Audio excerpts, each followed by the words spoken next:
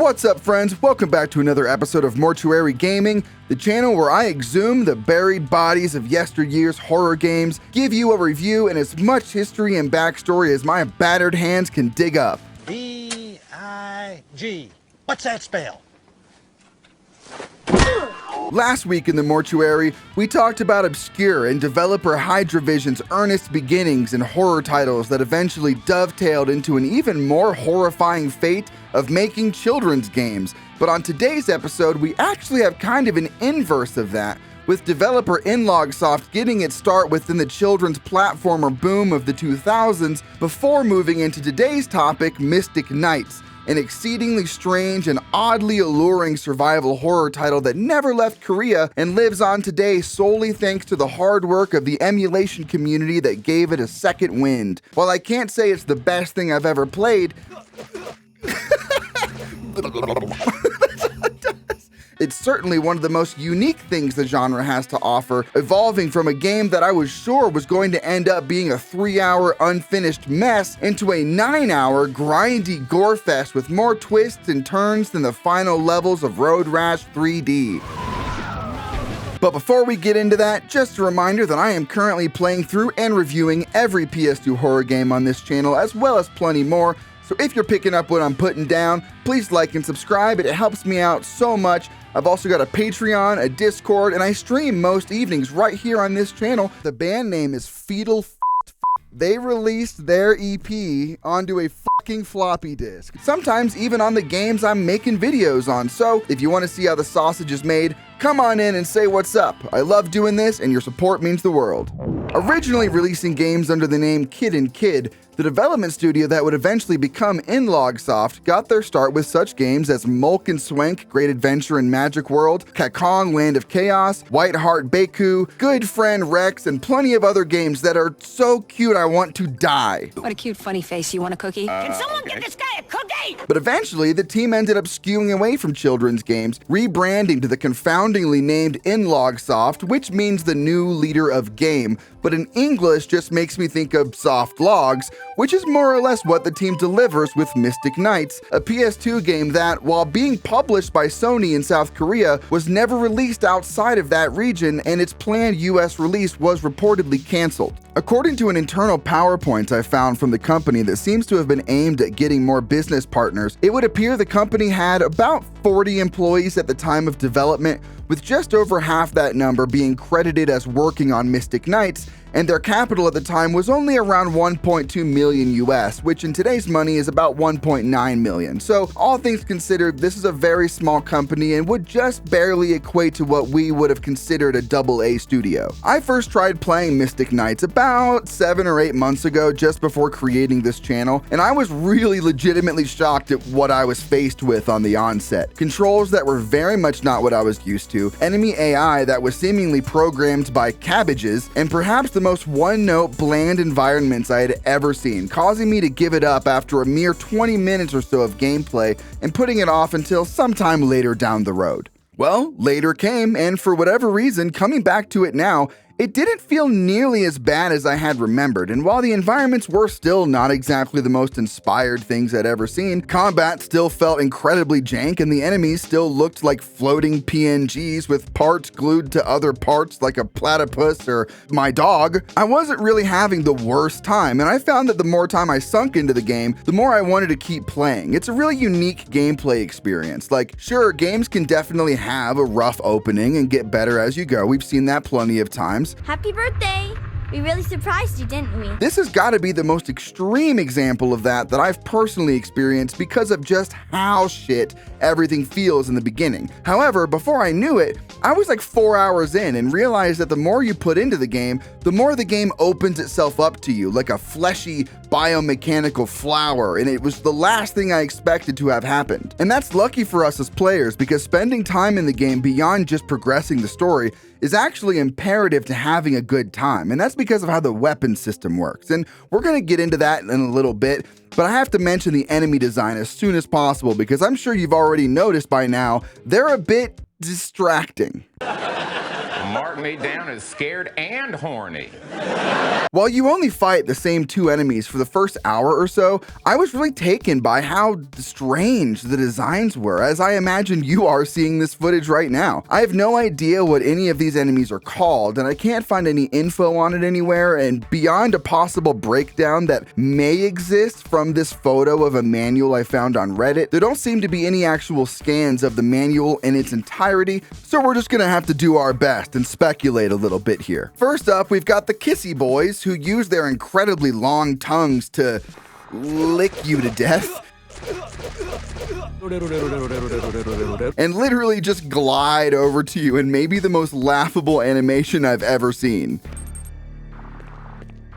However, continuing with this theme of everything in the game becoming more that meets the eye the closer you look, when you take a second and really look at the models of these guys, there's actually a lot of cool shit going on in this design. They seem to be humanoids walking belly up with their arms and legs crabbed backwards with hoofed feet and shockingly detailed flesh. There's another variation of them that actually seem to have a second mouth located on their necks, and all of them have very pronounced buttholes, which is nothing if not neat. We've also got the foreskin lasses, who are one of the most common enemies throughout the majority of the game, with grotesque, droopy sweater cows and a big empty stomach they shove your face into until you say uncle.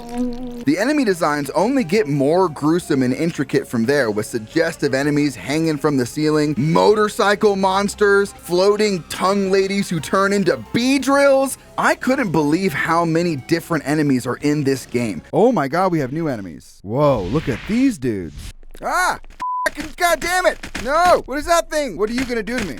I swear to God, if it puts me in its snatch, 10 out of 10. Every time I thought I'd seen it all, it's a fly. Guys, do you see this? This is a flying whale. Or we were nearing the end. Oh, why are her boobs jiggling so much? We'd get more variants of old enemies or just flat out new enemies altogether. And yeah, none of them are necessarily programmed to the highest of human potential.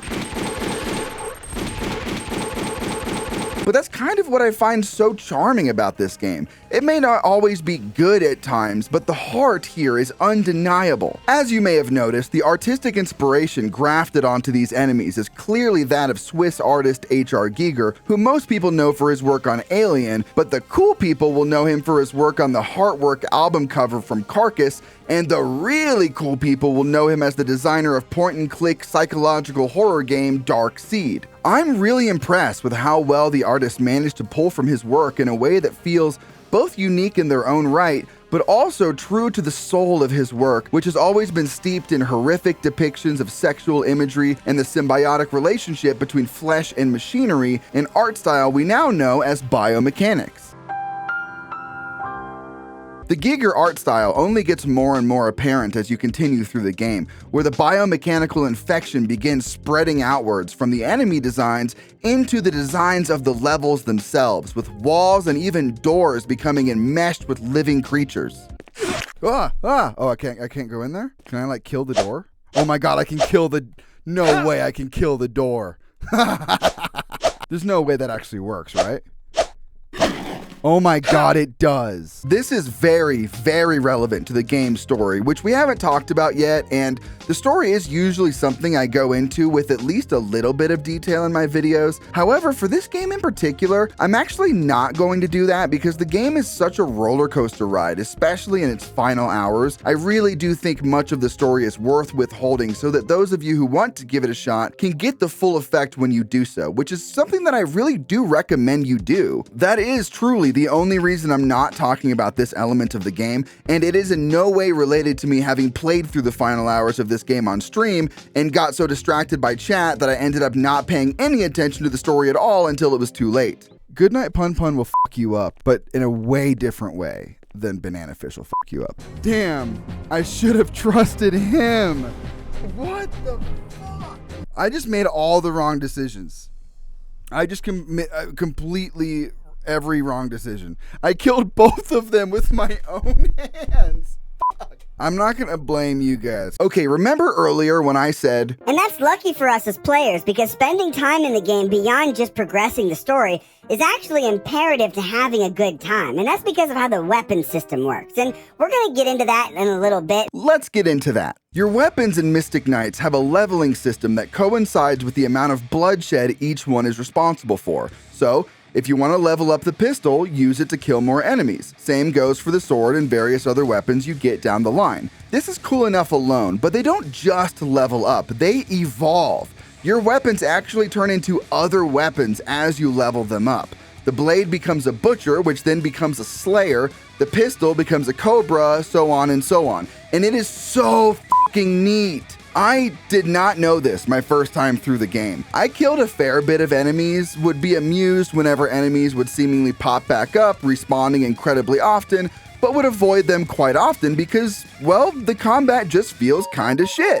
However, by the time I got to the first boss, the Foreskin Queen, I was completely underleveled, underprepared, and basically fucked. I went and looked up how other people handled this encounter and noticed they all had different weapons from me? But how? I was clearing every room and looting with the best of them, but I didn't find a Slayer or a Cobra, and that's how I figured out I goofed. You see, it turns out in order to really understand Mystic Knights, you really gotta get up in them guts. Not those guts. Well, yeah, look at those guts too. You need to do an insane amount of grinding in this game, which essentially comes down to returning to rooms you've already cleared, killing the enemies, then doing that a bunch more times until the blood meter beneath your weapon in the menu fills up and you get to the next weapon level. It can definitely become a bit monotonous, but for me personally, as long as the TDM feels even somewhat enjoyable, I'm not really too bothered by it. I mean, I got the Dark Souls 3 Platinum, so maybe I'm not the best judge of whether or not TDM is fun or not because I'm clearly broken. Regardless of how tiresome the grind can become, I really do recommend you push through it because there's so much to this game you would not be able to find out about otherwise. Like giant flying whales, and giant flying butterflies, and oh no, we should have trusted her! Something we haven't touched on yet is the network settings, mainly because this is a PS2 game, so the servers aren't exactly poppin'. However, it is something worth noting, and I'm really curious as to how the multiplayer would have worked back in the day, assuming enough people were even playing the game to have used this functionality in the first place. I would love to know how many people actually use this, because the game wasn't necessarily a hit upon release. While sales figures aren't exactly accessible for the game, I did get word from an anonymous source, God, it feels so cool to say that the game was not only a commercial failure upon launch in Korea, but that it remained cheap and undesirable until only a few years ago when it started being sold for thousands of dollars, and it currently sits on eBay for well over $3K US. And according to my source, which still feels cool to say, the remaining supply of the game has completely dried up due to the game's sudden poaching. The game was also reportedly slated for a release in North America, but Sony seems to have canceled any plans to do so, likely due to the extremely poor reception in Korea. While very little information is public about the development and release of the game, I did manage to dig up an interview with GameDeveloper.com with developer Joe Cho regarding their most recent and probably best known game, Bots, an MMO released for the PC in 2006 and published by Acclaim Games, the company founded shortly after Acclaim Entertainment filed for bankruptcy in 2004, and Bots was their first game released since the rebrand. While in the interview they did maintain that they were looking forward to the future and making more MMOs, they would silently disappear during the beta of their final game, Darkness and Light, and while I'm not personally an MMO guy, the art looks pretty sick and maintains a similar sinister horniness of Mystic Knights, so that's a big rip. So then, if the game was such a failure, how did I and various other channels and countless horror fans get their hands on it? It didn't even get an English translation. Well, that's due to the incredibly hard work of one Jeremy DeCola, the person responsible for the English fan translation of the game, who is single-handedly responsible for any of us English speakers being able to play this game at all. I managed to speak with him while researching this game because, I mean, I had to. Like, sure, I liked this game and it's very interesting and all, but it takes a really special kind of person to actually dive under the hood and translate the damn thing. This is an incredibly important part of the game's story. If it weren't for him, we wouldn't know about it, and further into obscurity it would have doubtlessly slipped. I first heard about Mystic Knights in an article titled Searching South Korea for Obscure Horror Games in 90 Minutes on Chris's Survival Horror Quest. I'm a hardcore collector of console horror games, and I found this blog page while searching Google for obscure horror titles. You can imagine my surprise when I first heard about a PlayStation 2 horror game I didn't even know existed. To top it off, it's a South Korean exclusive, and my wife just happens to be South Korean. There was little to no information about Mystic Knights online before my translation. Even the information in Korea on Naver, their version of Google, was sparse, so I took it upon myself to translate the game with the help of my wife, mostly out of curiosity to see what the game was like and to spread awareness. It definitely wasn't a walk in the park. I obviously didn't have the source code, so I had to make educated guesses about which encoding was used for the text in order to locate which files it was in. That was the easy part. Then came the challenge of actually fitting my translated text in the same amount of characters that was used in the Korean text. I broke many features along the way and spent most of my time unbreaking them. I won't bore you with all the details, but it was a long process and I learned a lot. Peeking into the binaries and assets, I learned about the 4 endings that I mentioned in my GitHub page and the means by which you can achieve them. Huge thanks to Jeremy for taking the time to talk to me, and I've linked both the article Chris's Survival Horror Quest that sparked his interest, as well as his GitHub page where you can find the nitty-gritty details of his work, as well as the game's achievements, and his Ko-fi page, which I highly recommend supporting. This is exactly why emulation is so damn important in today's world, and why folks who are responsible for translating and porting these games post-mortem need to be raised up and recognized in our community. We mustn't let art, as strange as it may sometimes be, fall away into obscurity without the ability to be accessed, and video games are one of the only forms of art that have no means of being reliably preserved. You can go on Spotify or YouTube and listen to albums released in 1964 that only 7 people heard. You can find tons of old obscure films on some streaming platforms and even YouTube. You can find millions of art books overflowing with obscure art. But we can't really get that with video games for various reasons much too complex for me to get into in this video about weird boobs and angry doors. In fact, that does it for me today in general. If you liked the video, please hit the like button. This sends YouTube a green light and allows this video to be shared to more folks like you and like me. Remember, I will also be playing through every PS2 horror game on this channel. If you want to support what we do here or just be a part of our little burgeoning community, jump in the Discord and join us for a stream. Special thanks to my Patreon supporters, Mr. Nobody, and also a special thanks to Cat's Bagels for letting me steal this joke. Thank y'all so much, and I'll smell you later.